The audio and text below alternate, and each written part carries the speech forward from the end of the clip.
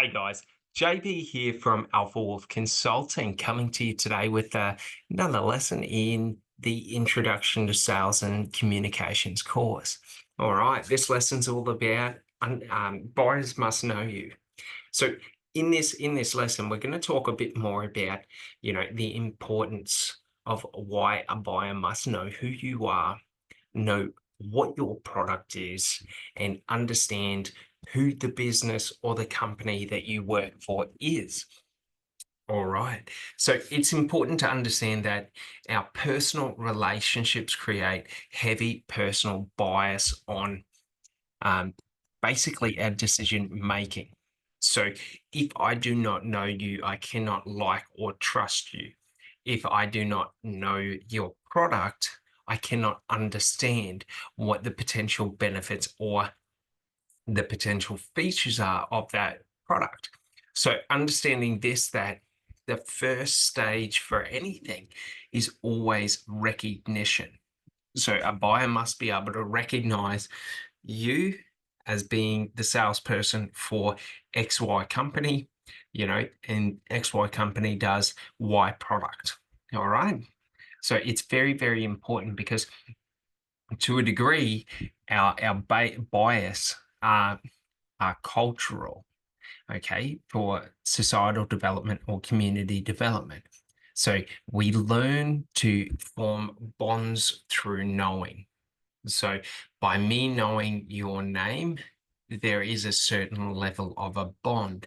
By me recognizing your face or your appearance, there is a certain level of bond. And this bonding is what we leverage on for the psychology or the subconscious psychology. So this level of familiarity is important because it's part of the psychological makeup for making people feel comfortable and at ease. If I do not know you, and I do not know your product, I'm always going to be on edge around it. Okay. Now, to understand this is just to understand this personal bias when we're talking about low ticket items and small products. Not as important. We're not, I don't need to know the guy at McDonald's who's serving me a burger to understand McDonald's, but I have to understand McDonald's and the corporate structure in terms of understanding the brand McDonald's, understanding the menu and the different products and services they offer, understanding, the quality of those products and services and this, that, and the other. So it's multi-layered in terms of it's not just they must know you. It's not just they must know the company. It's not just they must know the product, but it's about, thousands of different micro, knowings that a customer needs to have to be at ease.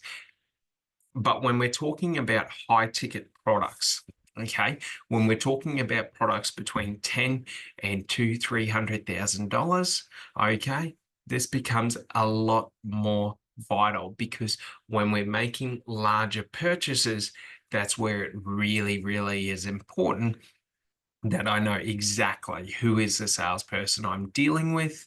Okay.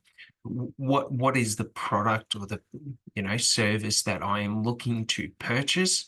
Okay. And I need to know it in detail, intrinsically. Okay, because we're not going to go and drop $100,000 on, let's say, a business consulting program that we don't understand what we're even going to get out of it.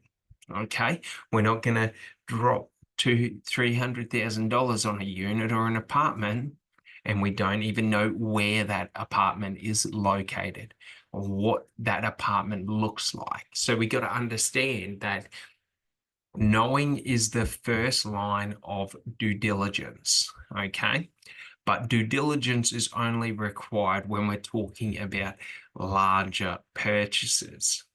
So, for example, when I'm spending $400 on a 65-inch TV, I don't really need to know much about the brand because that price for that product is quite low in comparison to the other ones. But in the same conversation, if I'm spending $6,000 on a 65-inch TV, then it's quite important that I understand who that brand is and what the features and benefits of that TV are going to be, because I'm paying well above the market rate. So just understand that this aspect of sales that we're trying to do in terms of understanding personal bias and being able to use personal bias for our benefit is all about understanding, like, what is its purpose. So for example, just to say again, if I'm buying a hot dog off the street, I don't really need to know the street vendor. I don't really need to know that.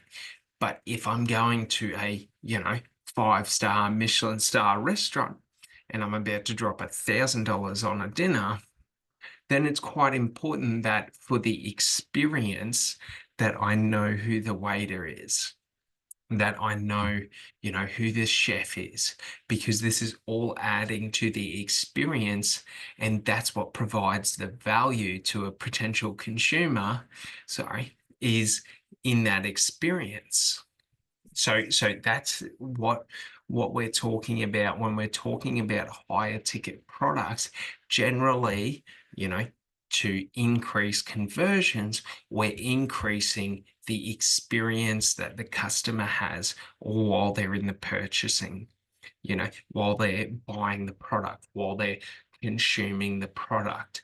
So for example, if we're buying 65-inch TVs, okay, and we're going out and we're buying a designer TV, okay, a custom-made TV, then the experience we're going to have with that company will be completely different than if we're just walking into a department store like Harvey Norman and buying a TV off a wall. Like, yeah, throughout the conversation, we might find out, old mate, the sales guy's name's Joe and this, that, and the other.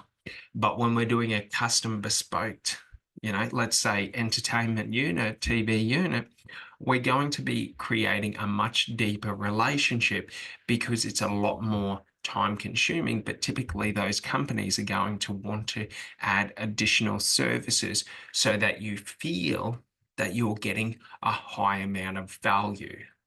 So just understand this, that, getting a buyer to know who we are, to like who we are, and to trust who we are is all about the experience that customer's having.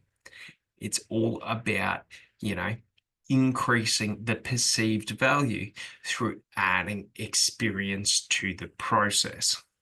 Okay, so that's quite important. But then also when we're purchasing large or high ticket products, even if they're not bespoke, even if they're not, above market price, okay, we still have to do a lot more due diligence. So this is what happens in terms of getting a buyer to know who you are, like who you are, and trust who you are is a part of the buyer's due diligence in personal bias to if they believe that they're making a smart or a wise choice. Because essentially you are the expert. So if they know that you're an expert, if they like, the value or the perceived value or the experience that you're giving them as a buyer, and they trust that you know what you're doing and that you and your company stand behind what they sell, it makes the process easier. Just to the same, if we're buying a property and we're buying a market average property, okay, while it's not overly important to have a personal relationship with the agent, it is important because of the time frame of the purchase. When we're talking about weeks and months, we need to have a deeper personal relationship. When we're talking about transactions that happen in seconds and minutes, it's not that important.